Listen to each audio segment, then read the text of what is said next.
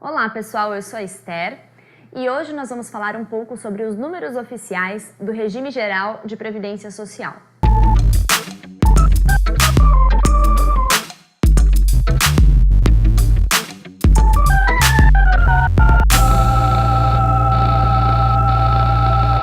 Vamos lá! Toda essa desgraça que o governo está propondo para essa reforma da Previdência, que nós já vimos nos 3 primeiros episódios da nossa série, é justificada através de um suposto rombo nas contas da Previdência, que eles chamam de déficit. Então, meu trabalho aqui hoje é explicar um pouco para vocês o que o governo chama de rombo ou déficit da Previdência e discutir como ele chega aos seus números e projeções apocalípticas. Para entender a lógica do que eles chamam de déficit, nós precisamos primeiro entender como funciona o Regime Geral de Previdência Social. O RGPS funciona como um sistema de solidariedade intergeracional. Isso significa que os benefícios pagos aos inativos são financiados pelos contribuintes ativos, que terão os futuros benefícios pagos pelas futuras gerações e assim por diante. Ou seja, não existe nenhuma poupança ou fundo que financie a Previdência. Além disso, o RGPS se financia num sistema de repartição simples. Isto é, contribuem os trabalhadores ativos, as empresas e o governo federal para pagar os benefícios. Isso mesmo, o governo também deve contribuir, e o faz com base nas contribuições sociais, que são, em larga medida, tributos indiretos pagos pelos próprios trabalhadores. E é precisamente isso que chamam de déficit, a contribuição do governo. O déficit da Previdência é apenas um nome, uma ficção contábil sem nenhum sentido conceitual rigoroso, criado pelos economistas do mercado financeiro para indicar de modo pejorativo a contribuição do governo com o RGPS. Contribuição, aliás, que é paga com o dinheiro arrecadado dos próprios trabalhadores, que pagam tributos como a COFINS embutidos nos preços do seu consumo diário. E isso ocorre porque os gastos do RGPS estão previstos no orçamento da Seguridade Social. Pela Constituição, a Seguridade Social deve ser entendida como um capítulo à parte da finança pública brasileira. A contabilidade da Seguridade Social é feita levando-se em conta um conjunto de gastos exclusivos com o RGPS, a saúde e a assistência social, que contam para isso com um conjunto de fontes de financiamento vinculadas exclusivamente a esses gastos. E aqui cabe uma observação, um pequeno parênteses. O mesmo pessoal sem noção que enche a boca para falar que seria um privilégio pagar benefício de prestação continuada aos idosos em situação de miséria só porque eles não contribuíram diretamente com a Previdência, se esquece do fato de que essas pessoas passaram a vida inteira pagando contribuições em absolutamente tudo que elas consumiram. Essas são as mesmas pessoas que ignoram que os mais pobres, aqueles que vivem com 2 salários mínimos e representam 7/10 da população brasileira, pagam aproximadamente metade da sua renda mensal em tributos, dentre eles as contribuições sociais. Essas são também as mesmas pessoas que não falam nada sobre os desvios de recursos da Seguridade Social, pela desvinculação de receitas da União, em parte para pagar juros aos ricos. Agora, elas são ignorantes ou cretinas mesmo? Fecha parênteses. Já vimos que o tal déficit da Previdência é apenas um nome. É como chamar o urubu de meu louro. Não se trata de um dinheiro que falta exatamente. Por exemplo, em 2018, tivemos déficit primário de 108 bilhões de reais. Ou seja, faltaram ao todo 108 bilhões de reais para o Estado brasileiro, contando todas as receitas e despesas não financeiras, dentre elas a Previdência. No entanto, é possível achar por aí gente que diz que nesse mesmo ano o rombo da Previdência foi de 200 bilhões de reais, ou 195 bilhões para ser mais exata. Essas pessoas só se esquecem de explicar como o déficit do todo pode ser inferior ao suposto déficit da parte. É simplesmente ilógico, e isso só serve para reforçar o que dissemos. O tal déficit é apenas um nome, vazio de sentido conceitual rigoroso. Pois bem, mas em relação à Seguridade Social, existe um déficit? Sim, de fato, desde 2016 existe um déficit no orçamento da Seguridade Social. Segundo a análise de Seguridade Social 2017, documento feito pela Anfip, que calcula o resultado do orçamento da Seguridade Social, considerando estritamente tudo que a Constituição determina, após mais de uma década de superávites, no ano de 2016, a Seguridade Social apresentou déficit de 54 bilhões de reais. E em 2017, 56 bilhões de reais. Mas atenção! Se pegarmos o ano de 2017 como referência, o governo afirma que houve um déficit da Seguridade Social de 292 bilhões de reais, o que é muito maior do que o déficit de 56 bilhões calculado pela Anfip. Então, por que ocorre essa diferença? Isso ocorre basicamente porque o governo desconsidera fontes de receitas e enxerta despesas alheias ao que a Constituição determina para a Seguridade Social. Para chegar a seu número assustador, o governo federal desconsiderou 159 bilhões de reais em receitas, como as subtraídas da Seguridade Social pela DRU, as oriundas de aplicações do FAT e os recursos do PIS/PASEP destinados ao BNDES, por exemplo.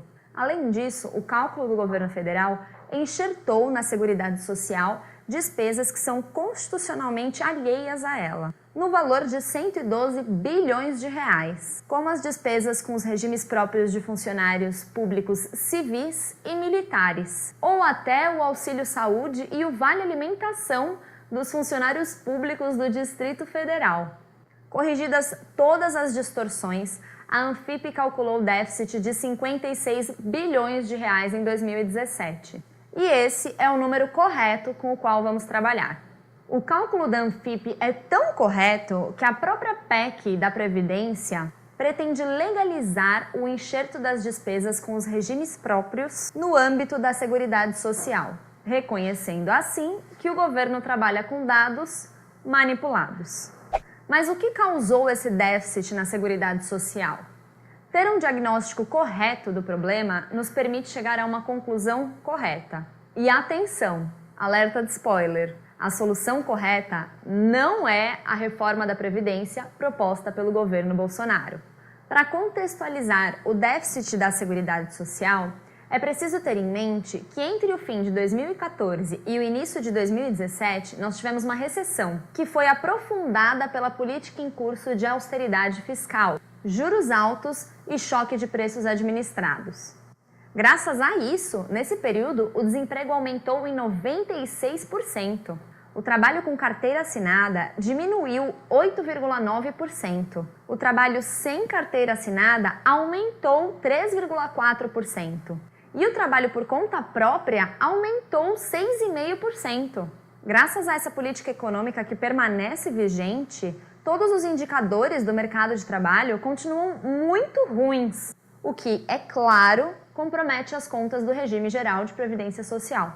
Isso custou, em 2017, 30 bilhões de reais a menos em contribuições de trabalhadores e patrões, comparado ao início da crise. Também em 2017, tivemos 40 bilhões de reais a menos em contribuições dos patrões devido à desoneração da folha, uma política instituída ainda no governo Dilma e reconhecida pela própria Dilma como desastrosa. Essa política foi estabelecida sem contrapartidas legais, tendo servido apenas para aumentar artificialmente o lucro dos patrões. Se não fossem esses fatores, a Seguridade Social continuaria superavitária. E então, a moral da história é a seguinte: as desonerações não geraram empregos e devem ser revogadas. Como veremos com mais calma no próximo vídeo, a reforma não vai gerar empregos, mas a simples geração de empregos formais retiraria qualquer desculpa para reformar o RGPS. Para gerar empregos, é urgente a retomada dos investimentos públicos. E de onde virá o dinheiro? A Poema vai dar esse dinheiro. Por fim, é preciso dizer, o déficit não é um problema em si. E se não houvesse déficit na Seguridade em 2017 de 56 bilhões de reais, nós teríamos 56 bilhões a menos de demanda na economia. O PIB sequer teria crescido medíocre 1% esse ano. E o gasto com previdência forma um colchão de atividade econômica. Nesse caso, o déficit não é um problema, ele é a solução. Ele impediu que a recessão fosse pior, por razões que veremos melhor no próximo episódio. Mas se insistirem que o déficit na Seguridade é mesmo um problema, nós temos as alternativas. Podemos agir também pelo lado da receita. Podemos tributar os mais ricos, que quase não pagam impostos no Brasil. Ou seja, a discussão importante para o país é a reforma tributária, não a reforma da Previdência. Pelo lado da despesa, podemos diminuir o custo de contração da dívida pública. O Brasil é uma mãe generosa com os ricos, pagando sobre sua dívida pública taxas de juros injustificavelmente altas. Se a ideia é cortar gastos, reestruturar a dívida pública é uma discussão importante, e não a reforma da Previdência. Por fim, gostaríamos de fazer algumas breves observações sobre uma versão mais refinada dessa balela do déficit da Previdência. Gostaríamos de falar um pouco sobre a questão do envelhecimento da população. Segundo os defensores da reforma, haverá uma tal de transição demográfica. E aí vai haver um maior número de pessoas inativas face ao número de trabalhadores ativos, o que tenderia a tornar as contas da Previdência supostamente insustentáveis. No linguajar deles, abre aspas, a razão de dependência entre ativos e inativos ficaria insustentável. Mas isso tudo é uma grande bobagem. Em primeiro lugar, porque normalmente esses advogados das reformas ignoram que as projeções feitas por eles desconsideram completamente o enorme percentual da população economicamente ativa que hoje está ou desempregada ou na informalidade, sem contribuir com a Previdência, de modo que o apocalipse projetado por eles para 2050 ou 2060 é agora. Além disso, não é problema nenhum haver uma maior quantidade de pessoas idosas no futuro. Deveríamos comemorar, ao invés de advogar que essas pessoas morram trabalhando. Uma maior quantidade de pessoas idosas não será problema nenhum se o país tiver um projeto de industrialização que aumente a produtividade da força de trabalho. Isso é, se no futuro um trabalhador puder, com a ajuda de máquinas e automação, produzir 2, 3, 4 vezes mais do que produz hoje, o produto a ser dividido será maior, compensando o aumento da população aposentada. Mas não! O projeto desses canalhas é condenar o Brasil ao subdesenvolvimento, com criação de empregos precários e de baixa produtividade, e com aumento da jornada de trabalho, pois é disso que se trata a reforma da Previdência. E não se engane, agora está ficando bem claro o que está por trás dessa reforma. Ainda que tentem impor algum sigilo sobre os dados e informações desse projeto, é bom ficarmos atentos. Então é isso, pessoal. Se você gostou, curta e compartilhe e fique atento aos próximos episódios. Até a próxima! Poema. Por uma política econômica da maioria.